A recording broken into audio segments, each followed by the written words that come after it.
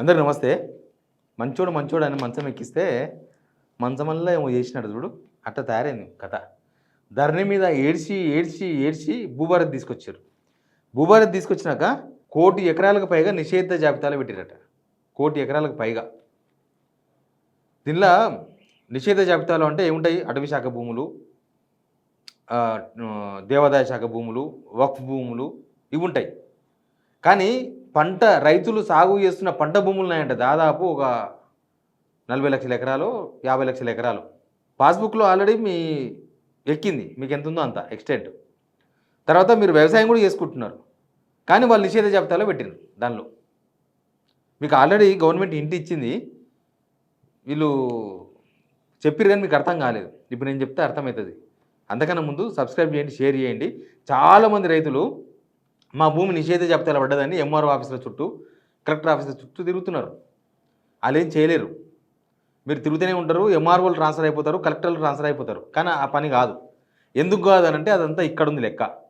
వీళ్ళు మేము ధరణి తీసేసినాం, భూభారత్ తీసుకొచ్చినాం అన్నారు కదా. తీసుకొచ్చి చేసిన ఘనకార్యం ఏంటంటే రైతుల భూములను నిషేధ జాబితాలో పెట్టారు. మనకు ఒక విషయం అర్థం కావాలి. మొన్న 9,000 కోట్ల రైతు భరోసా ఇచ్చింది చూడు, అంతకన్నా ముందు ఒకసారి రైతు భరోసా ఇచ్చారు. అప్పుడంతా ఆడికాడికి ఇచ్చారు, సగం సగం. ఒక 5 ఎకరాల రైతు ఉంటే ఆయనకు 2 ఎకరాలకు వచ్చింది, 3 ఎకరాలు ఉన్న ఆయనకు ఎకరాకు వచ్చింది, కొంతమందికి మొత్తం వచ్చింది. కానీ చాలామందికి రాలేదు అట్లా. అప్పుడు ఏమనుకున్నారంటే రైతులందరూ, ఏమో ఇదంతా లెక్కలు తారుమారైనాయేమో, లెక్కలు కుదరలేదేమో, లెక్కకు రాలేదేమో, అందుకే కొద్దిగా వచ్చింది అనుకున్నారు. అది కాదు లెక్క. వీళ్ళు నిషేధ జాబితాలో అప్పటి నుంచే పెట్టి స్టార్ట్ చేసిండ్రు. ఎందుకు నిషేధ జాబితాలో పెట్టారో ఎవరికి తెలియదు. అవి ఓపెన్గా బయట పెట్టడానికి కూడా ప్రభుత్వం భయపడుతుందంట. ఏమవుతుందో ఏం కథనో అది బయట పెడితే మళ్ళా ఎక్కడి నుంచి ఎట్లాంటి ఆందోళన జరుగుతుందో, ఎక్కడ రైతులు రోడ్ల మీదకి వస్తారో, మా భూమి గవర్నమెంట్ ఎట్లా గుంజుకుంటుందని ఏం చేశారంటే గవర్నమెంట్ భూమి ఏదైనా బొక్కలగడ్డనో లేకపోతే ఇంకేది ఉంటుంది కదా, దాని పక్కన ఉన్న భూములు గవర్నమెంట్ భూములని నిషేధ జాబితాలో పెట్టారు. పట్టా భూములు కూడా గవర్నమెంట్ భూమి ఏడ ఉన్నా పక్కన ఖచ్చితంగా పట్ట భూమి ఉంటుంది కదా, ఎన్నో దగ్గర 4 పక్కన ఉంటుంది. ఆ పట్ట భూమిని కూడా కొంత భాగాన్ని నిషేధ జాబితాలో పెట్టుకున్నారు. ఏంది అంటే వాళ్ళ లెక్కలంట, గవర్నమెంట్ దగ్గర ఆధారాలు ఉన్నాయంట, గవర్నమెంట్ పాత కాసరా పాసరా అన్ని తీసి అవన్నీ నిషేధ జాబితాలో పెట్టిరంట. అది రైతులకు చెప్పడానికి భయం అవుతుందంట, రైతులు ఎక్కడ తిరగబడతారో అని. దీనిలో ఎక్కువ ఇక్కడిక్కడి నుంచే సంగారెడ్డి, మేడ్చలు, రంగారెడ్డి, హైదరాబాద్ దీనిలో ఉందంట. అత్యంత విలువైన భూములు ఉన్నాయంట దీనిలో. అంటే విలువైన భూములు అంటే భూములు కాస్ట్లీ కాబట్టి ఎక్కువ ఉన్నాయి అంతే. మన బయట భూములు కూడా బాగానే ఉన్నాయి మన తెలంగాణలో. సరే కొనతోళ్ళు లేరు, అమ్మతోళ్ళు లేరు కాకపోవచ్చు, కానీ రియల్ ఎస్టేట్ ఏం లేదు. కానీ మన రేట్లు బాగానే ఉన్నాయి. ఇప్పుడు ఓఆర్ఆర్ లోపల ఇదంతా తీసుకొస్తే ఎఫెక్ట్స్ ఏముంటావో కూడా ప్రభుత్వం ఆలోచించాలి. ఇప్పుడు మీరు ఏదో దుందుడుకుగా, ఎందుకంటే మీరు చేసేటివి అన్నీ అట్లే చేస్తున్నారు, ఏది కూడా నిమ్మలంగా ఇది జనాలకు వనుకొచ్చేది చేస్తలేరు. ఎంతసేపటికి దేశమంతా తెలంగాణ మొత్తం ప్రభుత్వ బాధితులు తయారవుతున్నారు. వీళ్ళు ఏమైనా స్కీమ్ పట్టుకొస్తే చాలా బాధితులు తయారవుతారు.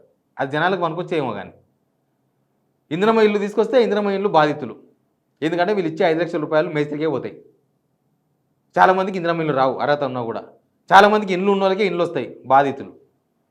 రుణమాఫీ చేస్తే బాధితులు తయారయ్యారు, మీరు రైతు భరోసా ఇస్తే బాధితులు తయారవుతారు. అంటే ఈ ప్రభుత్వం ఏది చక్కగా చేస్తలేదని చెప్పడానికి చెప్తున్నా. మహిళలకు ఫ్రీ బస్ ఇచ్చారు, మొగోళ్ళం బాధితులు అని చేసినారు, మహిళలు కూడా బాధితులు అయినారు చాలామంది కొట్టుకొని. ఇక అన్ని స్కీములు అట్లే పడేవాళ్ళే. అట్లా దీనిలో కూడా నిషేధ జాబితాలో పెడితే జనాల నుంచి ఎక్కడ రివర్స్ అవుతారో, ఎక్కడ పంచాయతీ చేస్తారో గవర్నమెంట్ మీద అని బయట పెడతలేరంట దొంగతనంగా. అన్ని రెడీ అయినాయంట, మొత్తం జిల్లాల వారీగా నిషేధ జాబితాలు, మొత్తం భూములు ఎక్కడెక్కడ ఏమేమి నిషేధ జాబితాలు పెట్టారు. ఏ బేసిస్ పెట్టినా కూడా చెప్తలేరు కనీసం. ఏం బేసిస్ ఏముంది మీ దగ్గర? ఎప్పటి నుంచో తాతలు తండ్రులు దున్నుకున్న భూములను ఇప్పుడు కూడా రైతులు దున్నుకుంటున్నారు. ఆ భూములు నిషేధ జాబితాలు. ఈ గవర్నమెంట్ వచ్చిన పని భూముల మీద పడ్డదబ్బా.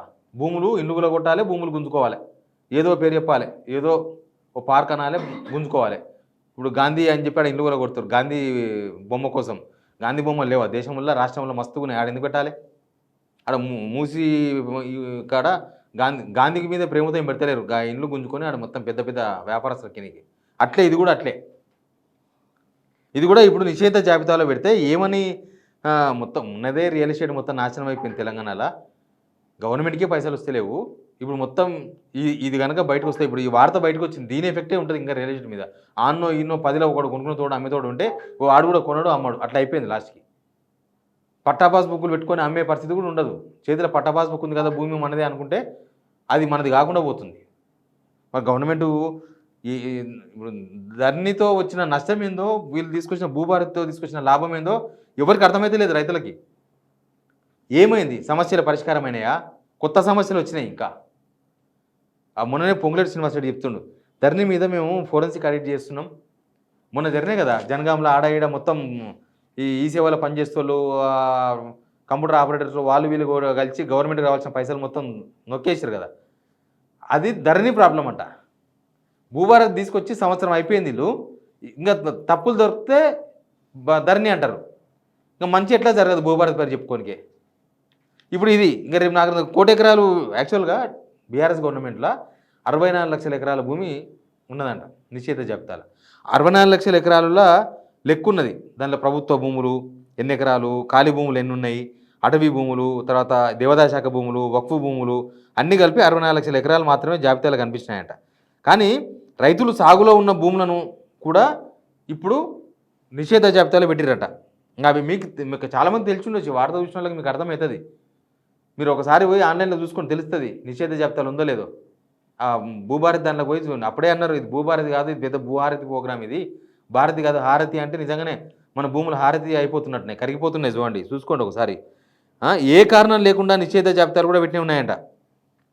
నిరంభ్యంతర పత్రాల పేరుతో కోట్ల దందా నడుస్తుంది. అంటే చాలామంది ఏం చేస్తున్నారంటే పైసలు ఇచ్చి ఏదో నిషేధ జాబితాలు తీపించుకుందాం. ఇది అధికారులు పెట్టిరు అనుకుందాం. గవర్నమెంట్లో ఎట్లా అలవాటు అయిపోయిందంటే తప్పు దొరికితే చాలు అంతకుముందు ప్రభుత్వం మీదనో లేకపోతే అధికారుల మీదనో తోసేద్దామని అలవాటు చేసుకున్నారు ఈ గవర్నమెంట్. అది మీ చాదగంతనం.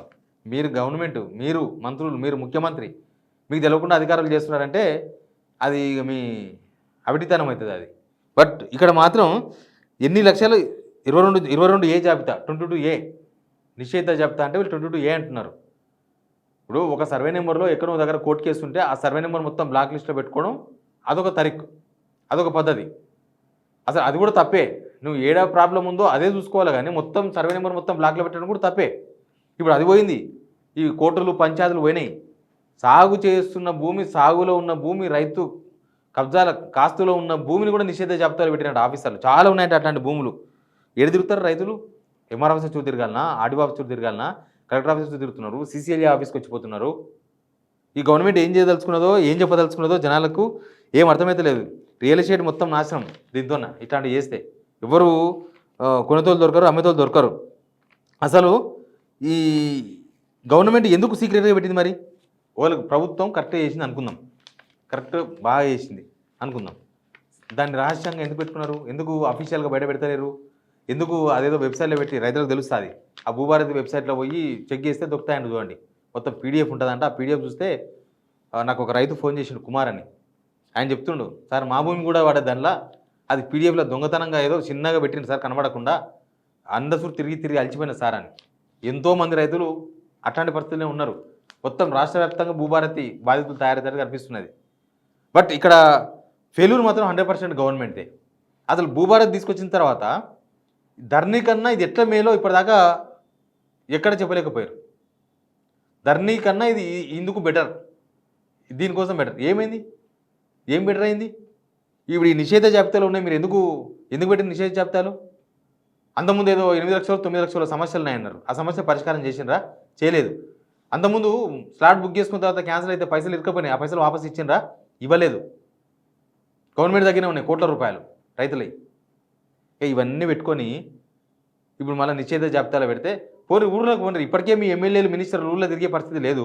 మీరు కనుక నిషేధ జాబితా బయట పెట్టండి. ఆ బయట పెడితే అప్పుడు చెప్తారు రైతులు మీ సంగతి. ఎందుకు పెట్టిన రైతుల భూములు? మీరు వచ్చి ఏమన్నా భూములు వంచినరా? ఎక్కడన్నా గవర్నమెంట్ జాగాలు ఏమైనా ఇచ్చిర్రా ఎవరికన్నా? ఎవరికి ఏమి ఇవ్వలే. వాళ్ళ దగ్గర నుంచి గుంజుకోవడం తప్ప మీరు వాళ్ళకి ఏమి ఇవ్వలే ఎవరికి. ఒక్క రైతుకు 1 ఎకరా ఇచ్చిన వాళ్ళు కాదు మీరు గుంజుకోవడమే. అసైన్ భూములు మీరు ఏమన్నారు? అసైన్ భూములు వాళ్ళకి పనిచేస్తామన్నారు, వాళ్ళకి రిజిస్ట్రేషన్ చేస్తామన్నారు, చేసినరా? అసైన్ భూములు గుంజుకుంటున్నారు ఏదేదో పార్కుల పేరు మీద. కాలే అక్కడ లఘుచర్ల లగాలే, మక్తలు లగాలే, అన్నీ అవే గొడవలు కదా. తర్వాత సాదా బైనామాలు అయినాయా? ఈ గవర్నమెంట్ చేస్తున్నది కదా, సాదా బైనామాలు చేయలే, ఏం చేయలే, ఇంతసేపటికి గుంజుకోవడం తప్ప ఏం చేయలేదు. ఎనీవే మీరు కూడా బాధితులు అయి ఉండొచ్చు బహుశా. బాధితులు అయినరో లేదో మీరు చెక్ చేసుకోండి ఒకసారి భూభారతి పోర్టల్ పోయి. కానీ 1 కోటి ఎకరాల పైన నిషేధ జాబితాలో పెట్టిర్రు అని అంటే చాలామంది రైతుల భూములు నిషేధ జాబితాలో పోయినట్టే. Please subscribe.